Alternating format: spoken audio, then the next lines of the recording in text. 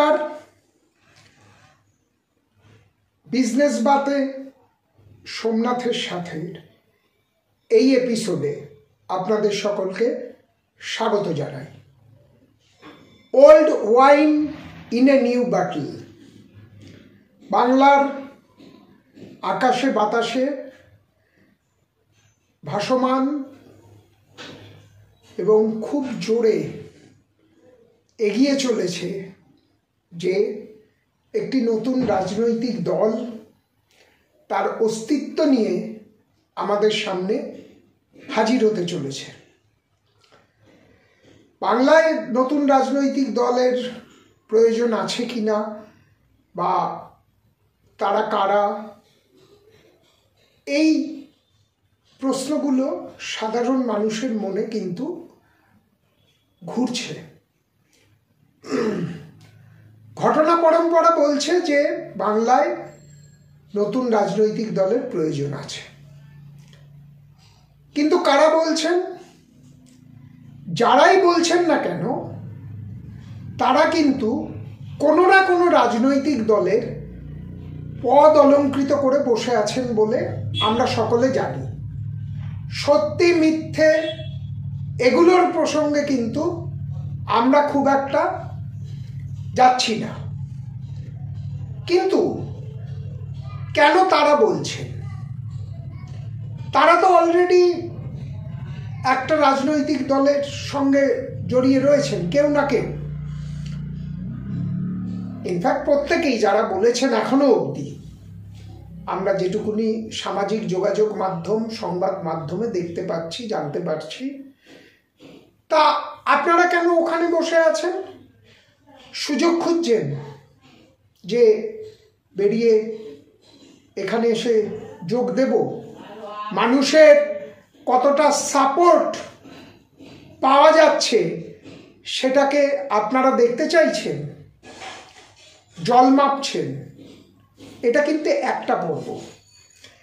দ্বিতীয় পর্ব হলো মমতা বন্দ্যোপাধ্যায়ের নেতৃত্বে তৃণমূল কংগ্রেস যে গতিতে পশ্চিমবঙ্গের শাসনভার হাতে পেয়েছিল এবং আপামর বাংলার জনগণের আশীর্বাদকে মাথায় নিয়ে যেদিন উনি রাইটার্সের অলিন্দে পা রেখেছিলেন, তারপর থেকে ঘটনা পরম্পরায় যা যা ঘটে গিয়েছে তাতে কিন্তু মানুষের দেওয়া সেই আশীর্বাদ প্রায় ভুল লুণ্ঠিত হয়েছে বললে কম বলা হবে। তার কারণ হচ্ছে টিম মমতা এবং মমতা বন্দ্যোপাধ্যায়ের দিকে যদি তাকিয়ে দেখেন, এই টিম মমতার কার্যকলাপে সাধারণ মানুষ কিন্তু যথেষ্ট অসন্তুষ্ট।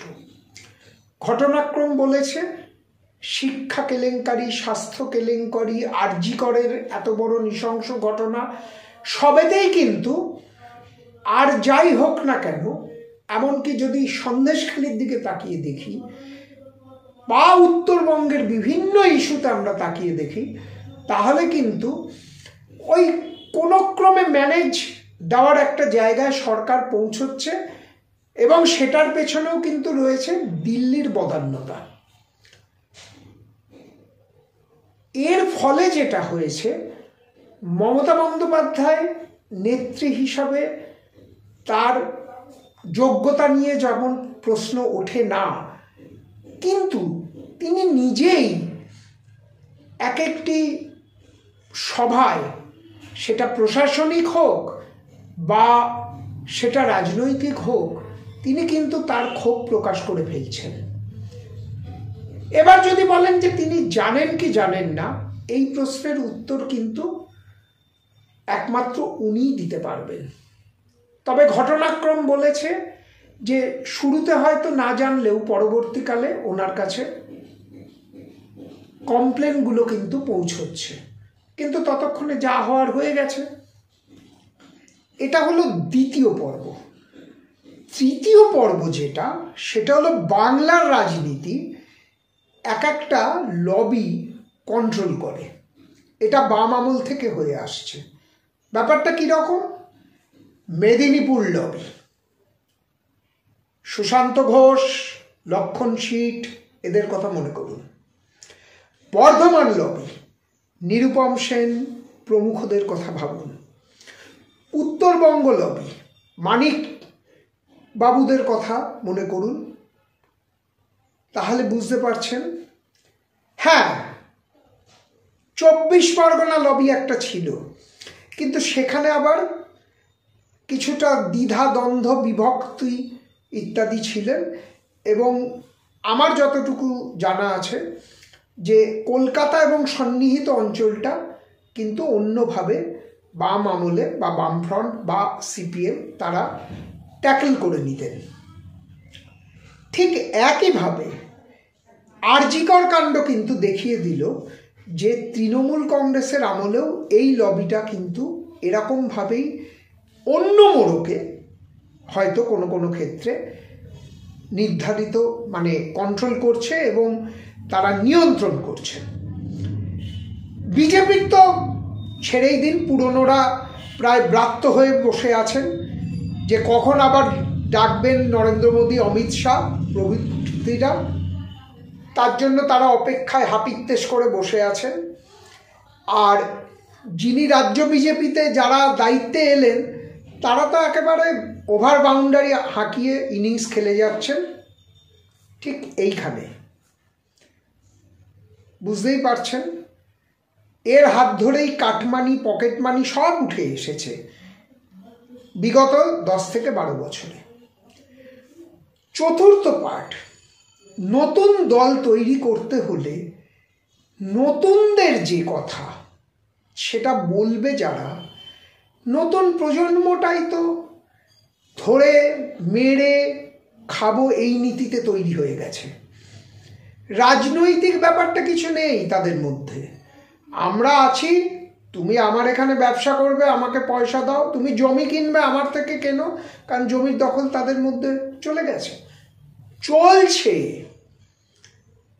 এক খণ্ড এক টুকরো জমি যদি ফাঁকা পড়ে থাকে, কত শেয়াল কুকুরের যে সেখানে নজর সে বলে বোঝানো যাবে না। যারা ভুক্তভোগী তারা মানে হাড়ে হাড়ে টের পাচ্ছেন, কিচ্ছু করার নেই। এরকম একটা পরিস্থিতিতে একটি নতুন দলের আবির্ভাব হচ্ছে, উদ্ভব হচ্ছে। যারা বলছেন তারা ইদানিং জানছেন, আমি তাদের জ্ঞাতার্থে জানাচ্ছি যে তারা ইদানিং জানছেন হয়তো, কিন্তু এটা নিয়ে গত 6 মাস আগেই আমি এই বিষয়ে যেখানে আলোচনা করার সেখানে করেছি। আমি তাদের মূল যে প্রশ্নটা করেছিলাম, পশ্চিমবঙ্গ থেকে 37% প্লাস মাইনাস বাঙালি বেরিয়ে গেছেন এবং এই বাঙালিরা আর কিন্তু সহজে ফিরবে না। আমাকে বলা হয়েছিল অ্যাটলিস্ট 10% ফিরবে, আমি বলেছিলাম 1%ও ফিরবে না।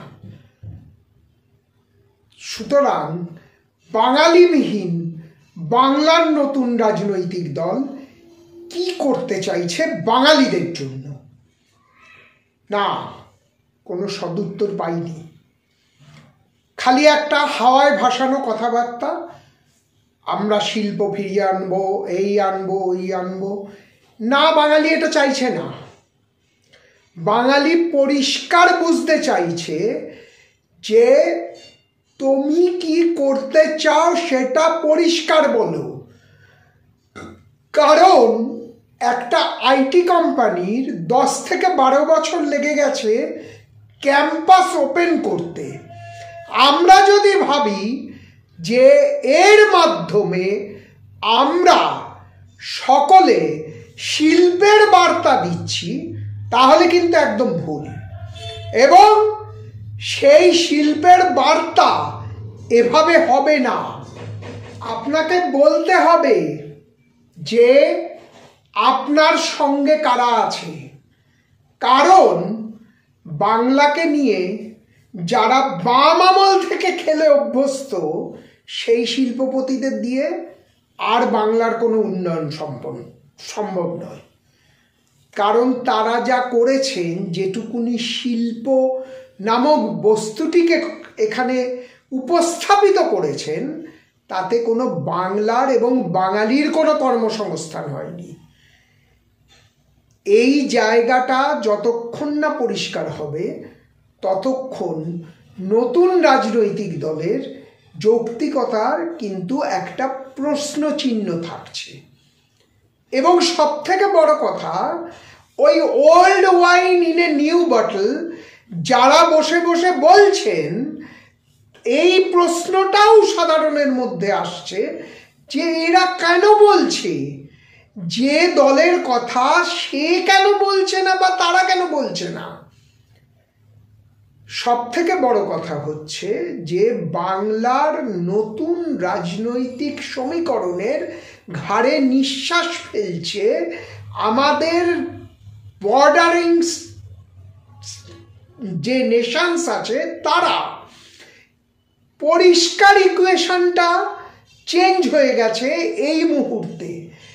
আমরা যদি সনাতনীদেরও অন্য দেশের থেকে এনে এখানে বসাতে চাই, বা অন্য দেশের সনাতনীদেরও যদি আমরা ভালো করতে চাই, তাহলে সেক্ষেত্রেও কিন্তু অনেকগুলো প্রশ্ন আছে। সেই প্রশ্নগুলো কিন্তু উত্তর সহজে মিলছে না। যারা বর্তমানে আছেন তাদের বলতে হবে, দিল্লিকে বলতে হবে, কারণ তাদের রাজ্যের প্রতিনিধিরা খালি বাঙালিকে উস্কে চলেছে। সনাতনীদের এই হচ্ছে, সনাতনীদের ওই হচ্ছে, সনাতনীদের। আরে করবেটা কি সেটাও বলো। ভোট তো দরজায় কড়া নাড়ছে। তারপরে তো একটা ভাইরাস খেলা শুরু হয়েছে। 2026-এর ভোটের আগে 2025-এই ভোট যদি আমরা করতে পারি কোনো ক্রমে, তাহলে সে ভাইরাস খেলায় বিরোধী দল তো এমনি ছন্ন ছাড়া, তাদের কিছু নেই। অথচ একটা পেছনের দরজার কিন্তু চেন কাজ করে চলেছে। এটা কিন্তু বাংলা এবং বাঙালি দেখছে বারবার করে, যার জন্য অন্য রাজ্যে ভোটের ফল যেরকমই হোক না কেন, পশ্চিমবঙ্গের ক্ষেত্রে কিন্তু বিষয়টা অন্যরকম হচ্ছে। কীরকম? হাওয়া উঠছে এক দলের হয়ে, ভোটে জিতছে কিন্তু আর এক দল। হ্যাঁ, তার পেছনে কিছু কিছু কাজ তো রয়েছে। তৃণমূল শাসিত সরকার রাজ্যের উন্নয়নের যেটুকুনি যা করার করেছে, অন্তত তারা একটা কাজ করেছে, সাধারণের মধ্যে ব্যাপকভাবে ঢুকে গেছে। যেখানে বিরোধী দল হিসাবে যদি আমরা বিজেপিকেও ধরি, এখনো অবধি তাদের বুথ ভিত্তিক সংগঠনই নেই। অথচ রাজ্যের প্রচুর নেতা আছেন, প্রচুর কথাবার্তা আছেন, কিন্তু তারা এটাও জানেন যে আর যাই হোক না কেন, এখানের সরকারের প্রতি দিল্লির একটা অদ্ভুত রকমের আশীর্বাদী হাত রয়েছে। তো তোরা এখানে যা খুশি চেঁচামেচি কর।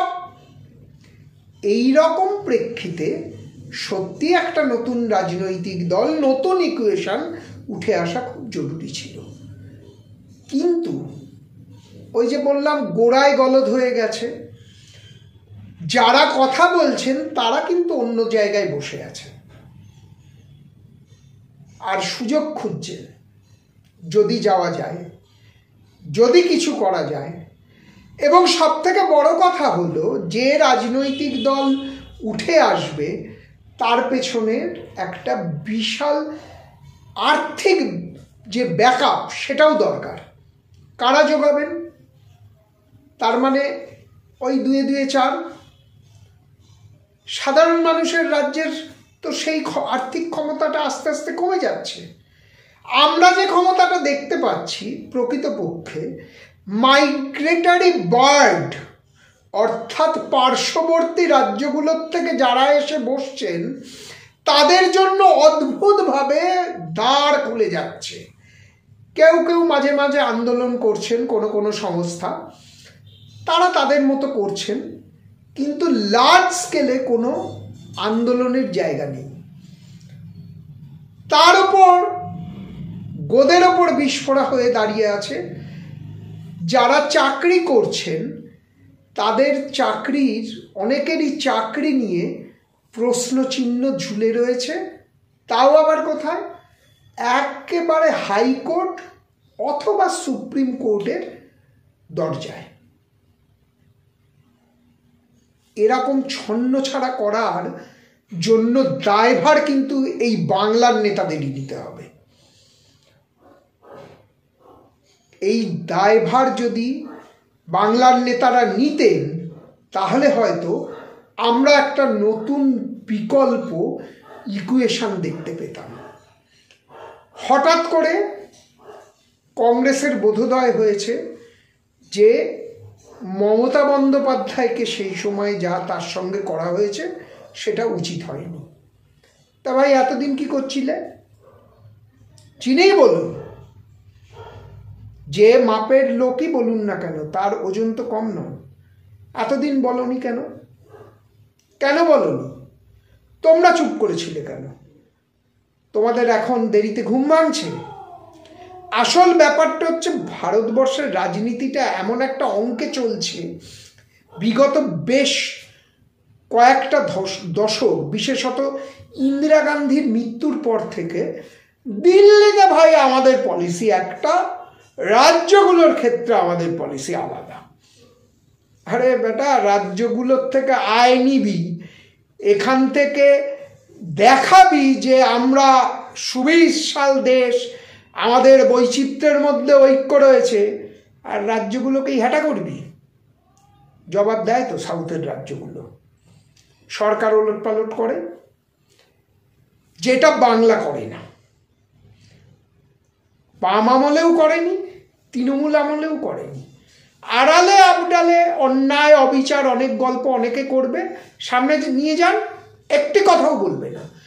উল্টে কি হবে? যে নেতার সামনে গিয়ে বসবে সে একদম পোলটি খুলে ছেড়ে দেবে, তোমার তো এই সমস্যাটা আমি মিটিয়ে দিয়েছি।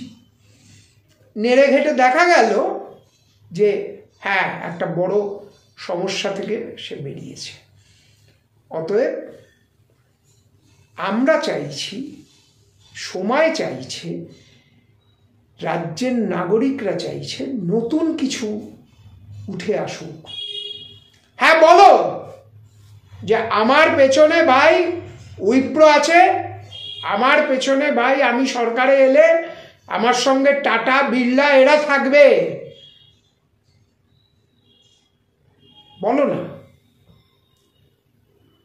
মঞ্চে তুলে দেখাতে হবে না, কিন্তু অন্তত বলো যে ভারতবর্ষের প্রথম 10টা ইন্ডাস্ট্রিয়াল হাউস আমার আছে, আমার সঙ্গে আছে। এসব লুকোচাপা করে তো কোনো লাভ নেই। আমাদের যদি এখানে বিজনেস সামিটে এতগুলো শিল্পপতি গোষ্ঠী তারা যদি আসতে পারে, তুমিও বলো না, তাতে তো অন্তত সরকারও বুঝবে যে না, আমি আমার শক্ত প্রতিদ্বন্দ্বীর মুখে পড়তে চলেছি। কিন্তু ভাষা কথা চলবে না। ওই ভাষা কথায় কোনো চিড়ে ভেজার জায়গা নেই। বাংলার প্রকৃত আর্থিক উন্নতি না ঘটলে আমাদের কারোর সার্থকতা নেই, আমার এই অনুষ্ঠানের, আমার এই চ্যানেলেরও সার্থকতা নেই। অর্থাৎ আমরা চাইছি নতুন যে ইকুয়েশন, নতুন যে দল, যে আসুক, যেরকমভাবেই আসুক, বাংলার উন্নয়ন এবং বাংলার ঋত গৌরবকে ফিরিয়ে আনা। কিন্তু ওই মুখের বাণী নয়, ওই বাণীতে কোনো কাজ হবে না। আজকের এপিসোড এখানেই শেষ করছি। আমাদের চ্যানেল সাবস্ক্রাইব করে বেল আইকনটি টিপে নিয়মিত অনুষ্ঠান পেতে সঙ্গে থাকুন। নমস্কার।